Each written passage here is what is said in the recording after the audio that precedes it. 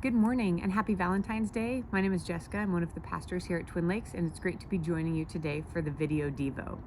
If you were with us this weekend, then you heard Renee preach about the DNA of Twin Lakes, how he wants our church to be known as a place full of grace and truth. And you know, a few months ago, we have some pastor retreat days, and a few months ago at one of those retreat days, Renee shared this message with us. And the very next day, I was flipping through my old Bible from high school and college. It's duct taped. It has lots of notes stuck into it and written in it. And a set of notes fell out. And these are the notes. They're a bunch of sticky yellow papers stuck together. And they are from when I was a high school student at Ponderosa Lodge at Mount Hermon in 1994. I know it's a really long time ago. I was in high school in the 90s. And so out of curiosity, I was like, hey, what did I learn at camp way back in 1994? And I started flipping through the pages, and I stopped short when I read these words: grace plus truth equals freedom. And when you understand grace and truth, you'll grow. These notes have literally been in my Bible for decades. I can't remember the last time I looked at them or that they fell out, but God used them that day to get my attention and to reiterate the message that Renee had shared the day before, and the importance of both grace and truth, how these two really have to go hand in hand. You know, truth without grace is harsh, divisive, and condemning.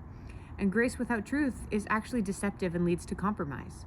But working together, grace and truth bring freedom, and they create an opportunity for growth. I was recently thinking about this and how it plays out in our closest relationships, usually those within our family.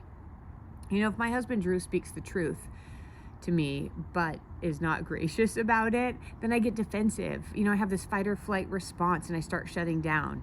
But if it's the opposite and there's grace upon grace upon grace without any truth, then it really only creates frustration, and there's no honest conversation or anything that can change, like bad habits, relational frustrations, hurt feelings, concerns. You can't talk about them if you aren't speaking the truth.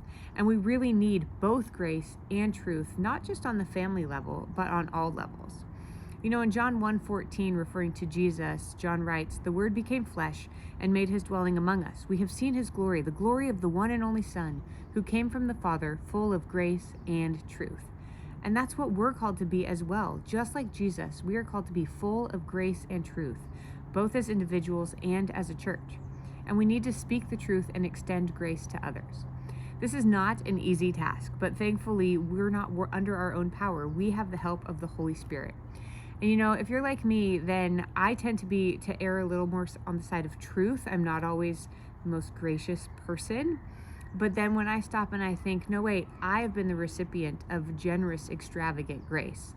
And so that helps shift my perspective in offering grace to others. You know, I've received grace, I need to give grace. So today, take a few minutes to reflect on how you have seen grace and truth bring freedom in your life, and then look for ways that you can both extend grace and speak truth to those around you. I hope you have a great day.